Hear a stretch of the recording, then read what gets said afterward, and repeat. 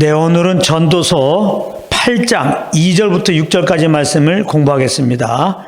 우리 한 목소리로 한번 같이 읽겠습니다. 시작. 내가 권하노니 왕의 명령을 지키라. 이미 하나님을 가리켜 맹세하였음이니라. 왕 앞에서 물러가기를 급거이 말며 악한 것을 일삼지 말라. 왕은 그 하고자 하는 것을 다 행함이니라. 왕의 말은 권능이 있나니 누가 이르기를 왕께서 무엇을 하시나이까 할 수 있으리야. 무릇 명령을 지키는 자는 화를 모르리라. 지혜자의 마음은 시기와 판단을 분별하나니 무릇 무슨 일에든지 시기와 판단이 있으므로 사람에게 임하는 화가 심함이니라. 아멘. 오늘 이 말씀입니다. 이 말씀은 솔로몬이 왕이잖아요. 그러니까 솔로몬이 왕으로서 자기 백성들에게 내 명령을 좀 지켜다오, 그런 의미로 지금 말씀하고 있는 것이 아닙니다.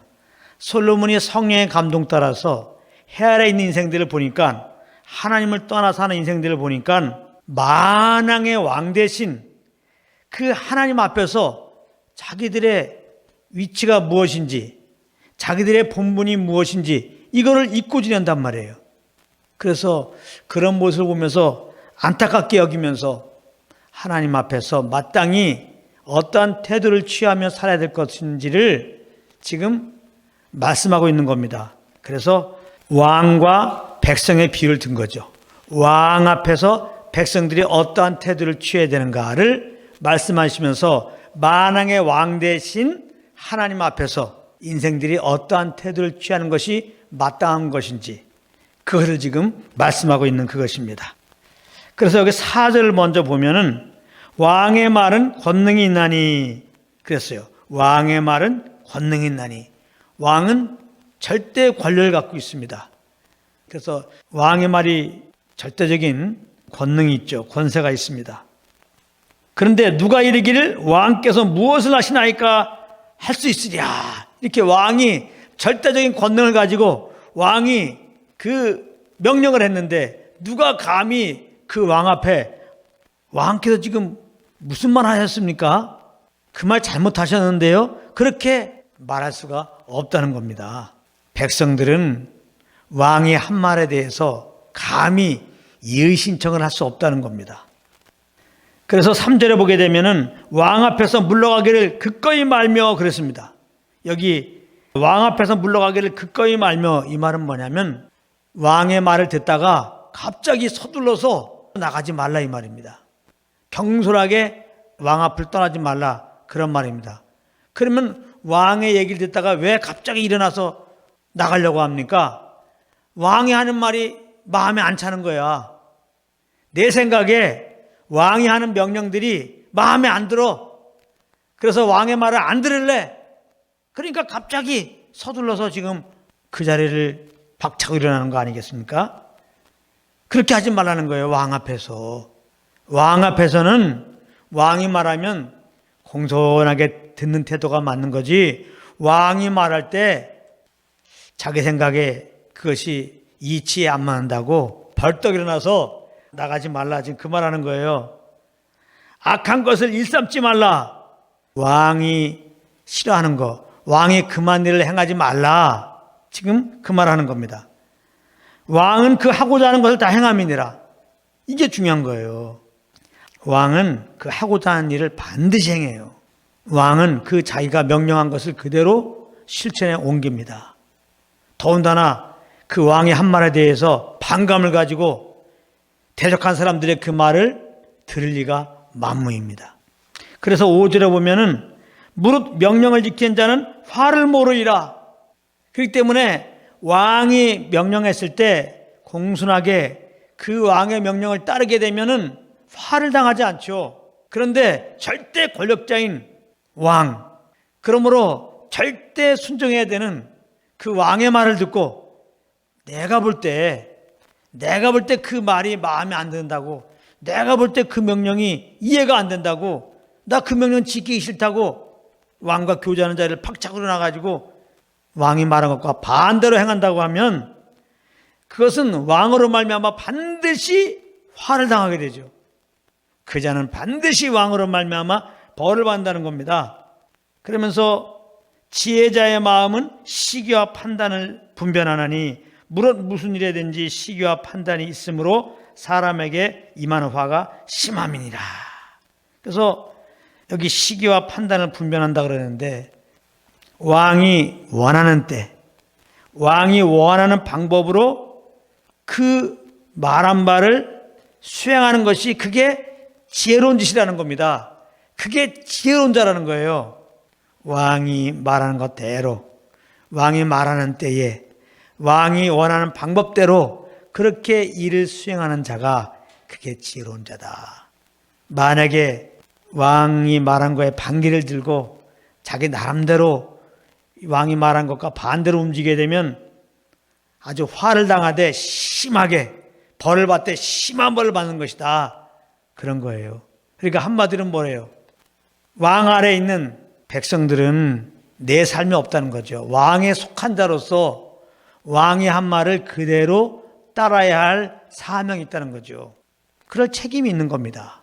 이제 그러면서 진리로 이 말씀을 적용해 보게 되면은 첫사람 아담이 자기를 지으신 하나님부터 명령을 받잖아요. 선악을 알게 한 나무의 씨를 먹지 말라. 먹으면 정령 죽으리라.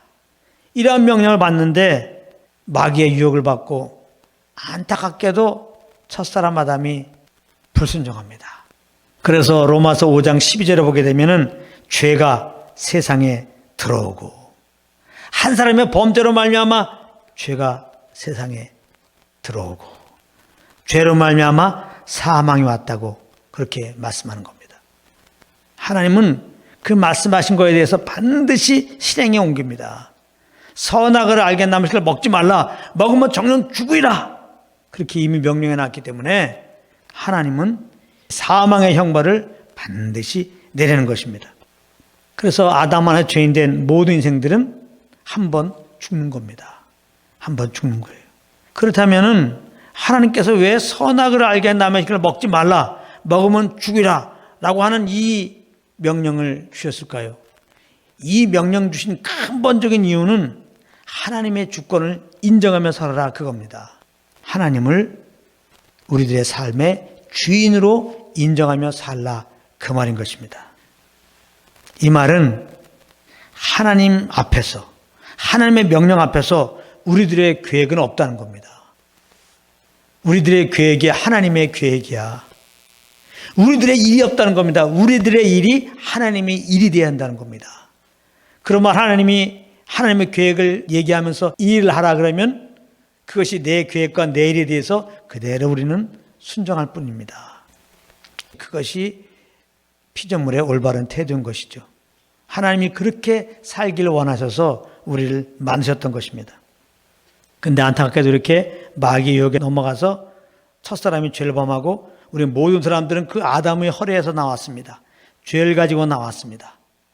그래서 하나님 만드신 목적과 완전히 반대되는 삶을 살죠. 하나님은 안중에 없고 내가 내 삶의 주인 되어가지고 왕이 돼가지고 그렇게 내 야망을 이루기 위해서 우리들은 살아가고 있습니다. 그러므로 솔로몬은 오늘 이 말씀을 통하여서 우리 모두는 지금 아담 안에서 죄인 되었다. 만왕의 왕 대신 하나님의 명령을 어기고 내가 왕 되어 살고 있지 않느냐. 그것을 회개하고 십자가에서 죽으시고 부활하신 그 예수님을 구주로 영접해라. 그 예수님을 왕으로 모셔라. 그럼 하나님이 죄 용서하시고 영원한 생명 주시고 원수 같은 우리를 하나님의 자녀로 삼아 주신단다. 이 말씀을 통해서 우리에게 복음을 들려주고 있는 겁니다. 그렇기 때문에 아직까지 예수 안 믿으신 분이 있다면 이 시간에 내가 정말 만왕의 왕 되신 하나님을 떠나서 내가 내 삶의 왕으로 산 것의 시간에 회개하시길 정말 권면드립니다. 그리고 나를 대신해서 십자가에서 피 흘려 죽으시고 부활하신 예수님을 내 삶의 구주로 꼭 모시고 죄에서 구원받고 하나님의 자녀가 되는 그러한 축복받으시기를 예수님으로 권면을 드립니다.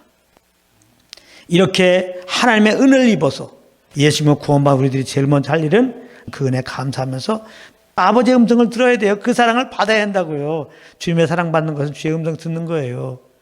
하나님 우리를 구원하시고 성령으로 임하셔서 우리 가운데 이렇게 지금 그 사랑을 알려주고 있는 거예요. 그 십자가의 은혜를 성령님 우리에게 말씀하시는 거예요. 그 말씀을 받고 그냥 그 안에 거하는 겁니다. 그 주님이 주신 말씀이 그냥 내 삶이 돼야 돼요. 주님이 주신 말씀이 내 계획이 돼야 돼요. 주님이 주신 말씀이 내 삶의 이유가 돼야 되는 겁니다. 참 그런 은혜가 있길 바랍니다. 근데 현실을 보게 되면 많은 경우 많은 사람들이 주님께 나가서 기도도 하고 예배를 드린다고 그러는데 그 마음을 이렇게 보게 되면은 자기 계획을 가지고 자기 야망, 자기 꿈을 가지고 하나님께 나가. 그러고서 가만히 보니까 내가 이렇게 하나님께 예배 드려줄 테니까 찬양 드려줄 테니까 주일 성수 해드릴 테니까 내 속에 있는 요 계획이 있잖아요.